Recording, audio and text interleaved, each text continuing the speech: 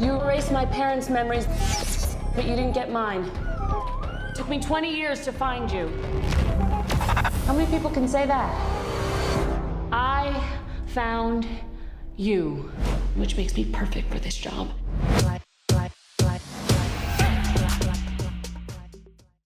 Hello everyone, and welcome back to our channel over here at Broke Boy Media. And today we are going to be re-reviewing Men in Black International. I messed up.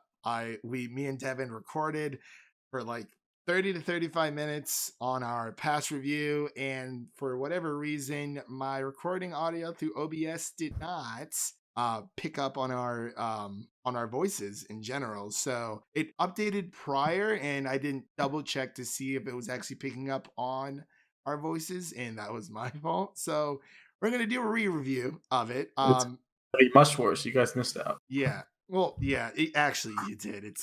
It was really, you were feeling it, like the flow was going, the juices were flowing. It was amazing. But yeah, so we're gonna do another Men in Black International review.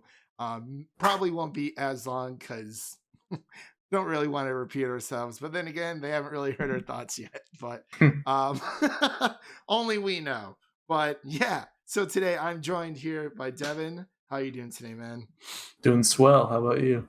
I'm feeling like an idiot. Yeah. I was just dumbfounded, and I was like, oh my gosh. I'm like, I've asked Devin if he wants to do this again. I'm like, if he doesn't want to do it again, I totally understand if he doesn't. Luckily we had a nice Dead Don't Die double down. Yeah, Dead Don't Die double down, double feature, whatever you want to call it. I prefer double down. I like that a little bit Yeah. better. But yeah, so Men in Black International, it was directed by F. Gary Gray. And two of the writers on this movie was Matt Holloway and Art Markham. That is a very odd name. I like it. Yeah, Art Markham. Hey there, Markham. Hey there, Art. You think it's Bart or Arthur? I don't know. Artie Markham. Congratulations. And a few stars in here. We have Chris Hemsworth, Tessa Thompson, Liam Neeson, Kumail Nanjiani. I got it right this time. I think it's Kumail. Kumail. Okay, I didn't get it right this time, but I was closer than before. And he plays the alien Pawnee. And we also have Rebecca Ferguson as Riza and Emma Thompson as Agent O, and among a few others, obviously. So your thoughts on this movie going in right before you saw it? Were you expecting it to be, mind-blowing, or, at least a decent film, or were you just expecting it to flop overall? Yeah, going in, the expectations were definitely very low just because the trailers didn't look very promising, and then the reviews started coming in very poor, in the 20s in Rotten Tomatoes, I think. So yeah, just did not have very high expectations, but I think that actually ended up helping me because when your expectations are low, you're more open to enjoy yourself, I think. That is very true, and a lot of people, I feel like a lot of people tend to forget that notion. They come in with all these super high expectations. Like, I was listening to like Cameron Barstool earlier today, and I'm a few podcasts behind, but they were talking about their X-Men Dark Phoenix trailer, the review, not the trailer in itself. And they said, people on the Reddit didn't believe how bad of a movie it was, even though I personally don't believe it's like the worst movie ever made, because I've heard some people say that. I'm like, I've definitely seen worse in my life than this. It was a bad movie, but we've both seen some stuff, a lot of things. But they were going on and on about that, and they pretty much mentioned, they're like, yeah, if you go into a movie not expecting a lot from it, then like you said, you're more likely to have a really good time with it overall, instead of being completely let down and sitting there for like an hour and a half to 2 hours, maybe even more, just sitting through a terrible film. And my thoughts pretty much align with yours. I was excited in a way, just because we get Chris Hemsworth and Tessa Thompson back at it again from Thor Ragnarok and Avengers. Yeah, it's like the one reason that we went to go see it, just because of that reunion. Yeah, we got Agent H&M. H and M. Henry and Molly. Don't know Henry and why they had to Molly. give them names, but Yeah, I wasn't really feeling the whole Molly for Tessa. I was like, I honestly felt like you could have just used your own first names and we would have been cool with it. But it is what it is. But yeah, I enjoyed it. I really enjoyed the comedic effects for it, and I know that you mentioned that in our non-existent other review of this movie, saying that the comedy effect pretty much saved all of it, because we also mentioned that the plot was pretty similar to like two to three other films that we saw when yeah, the bland villain yeah syndrome. the what was it, the hive can take the Yeah, form of anyone, as Liam Neeson kindly put it. And we saw that in Dark Phoenix, we saw that in Captain Marvel. I feel like we saw that in another movie. I can't remember. I remember. it's basically all just based off of Terminator, basically. Yeah, and Terminator. Yeah, pretty much. So congratulations. We got 3 movies within what, a year of, the bad guys that can take the form of anyone. But like I mentioned before, that it was kind of different with Captain Marvel, because the Skrulls they can take the form of someone, but they only regain the most recent memories of that human or being in general. But let's just get into spoilers really quick. So if you haven't seen this movie, turn back now. I'm not sure we've actually really given away too much already, but who cares? It is what it is. So what would be like your favorite scene of this movie overall? What made you chuckle the most, or the audience chuckle the most? Any scene where Pawnee had a line was just the best part. He definitely stole the show, He really did. and the whole crowd was laughing. There was even like applauding and cheering, like after he Really? said the line a couple times. Oh, That's how much people like Pawnee. it's like, wait, pause it, go back. When he pretty much saved H&M, Tessa Yeah, Thompson's character, I was like, this dude's a lot stronger than I thought. But yeah, I thought it was pretty interesting overall. I thought probably the funniest part was when, besides the Thor, joke that they threw in there, the when hammer. he goes to reach for the tiny hammer, he throws it, and the alien catches it. He's like, that was an incredible catch. And then Pawnee pledging his eternal loyalty to Tessa Thompson. My He's like, queen. my queen. He's like, wait, are you a queen? I pledge eternal loyalty to you. He's like, no. He's like, sorry, I already said it. And he's like, you should have said no before.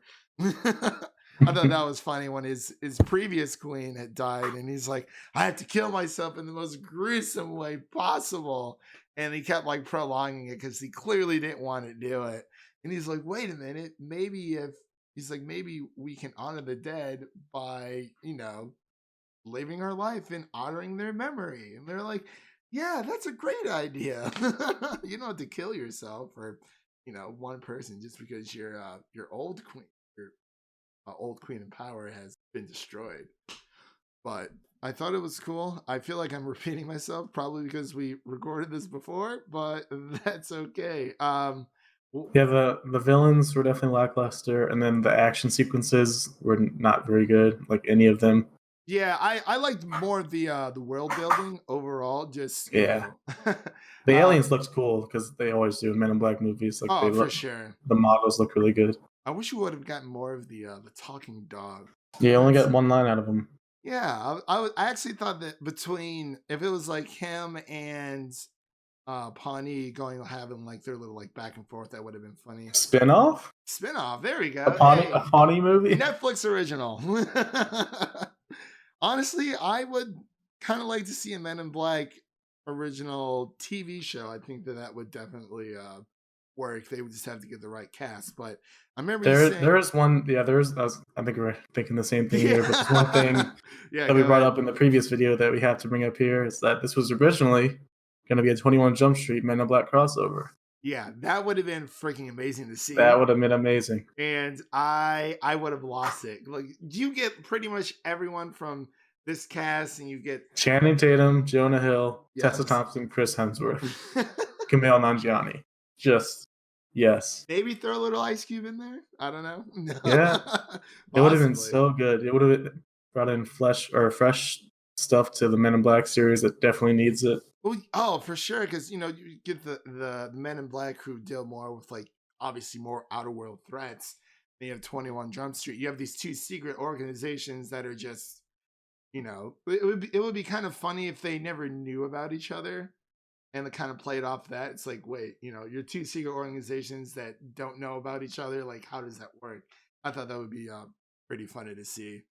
But well, what did you think of Liam Neeson's character when it came to the villain? Because I thought, as I said yesterday before, that it was either going to be Chris Hemsworth, Agent H, or Liam Neeson's character, because during the very beginning, we see them defeating quote unquote the Hive, but we don't know at that point that Agent H has been neuralized, and he kept repeating himself on how he defeated the Hive, and wouldn't go into any greater detail.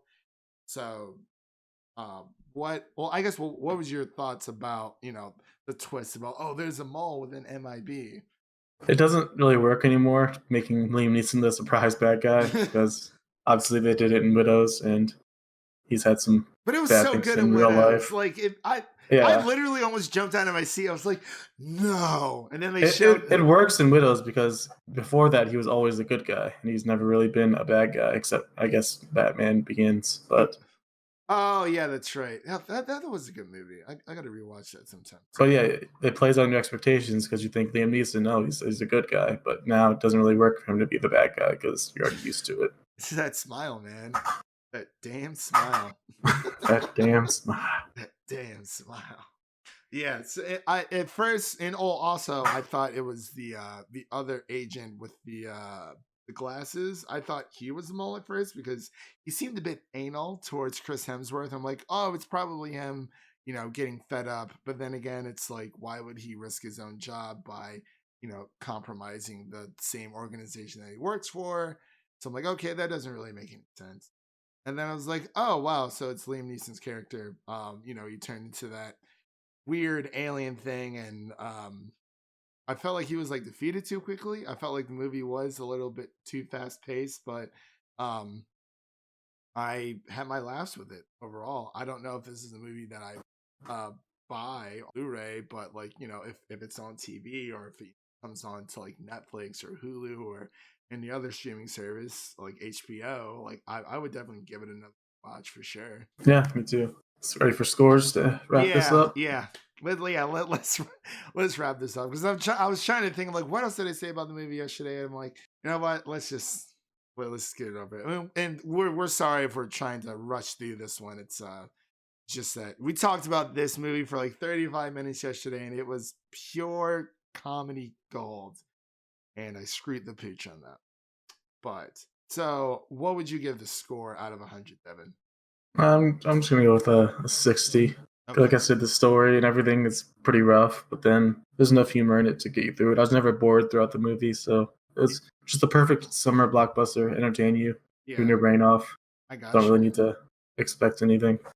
Yeah, for me, I'd probably give it like a 63, just a little bit higher, just because I mean, in general, like you said, pretty much everything that you said, but I really just I really like the chemistry that Chris Hemsworth and Tessa Thompson give off each other, and they've been in movies together in the past, and that was like my favorite part was just seeing these two MCU characters or seeing any MCU character in general in other movies, because as much as we love the Marvel Cinematic Universe, it's always great to see especially with like Chris Hemsworth, well, not Chris Hemsworth because they might do Thor 4, but just in general, seeing them on do different projects, appear in different movies, and just seeing their career flourish. Yeah, so that is our thoughts, comments, and comments, and concerns. Excuse me, about Men in Black International. Just to let you guys know, we will be trying to put for our audio listeners, trying to put our reviews on Spotify and iTunes. I said in our previous video that we just recorded for The Dead Don't Die, that I'm working towards getting our iTunes subscription, or our iTunes channel, whatever you want to call it, podcast, I guess, submitted. That does take a while. And once that goes through, I'm gonna, I gotta start from like, one type of podcast platform between iTunes, Spotify, and then go from there. I've been messing around with a few other softwares that I've been, I kind of like, but in general. But we hope you guys like this review. Let us know your thoughts, comments, and concerns in the comment section down below if you're watching this on YouTube, what you liked about it, what you didn't like it. And before I forget, you can always follow us on Twitter at BrokeBoyMedia. That's broke_boy, spelled BOI_media. And we will see you guys in the next one. Peace.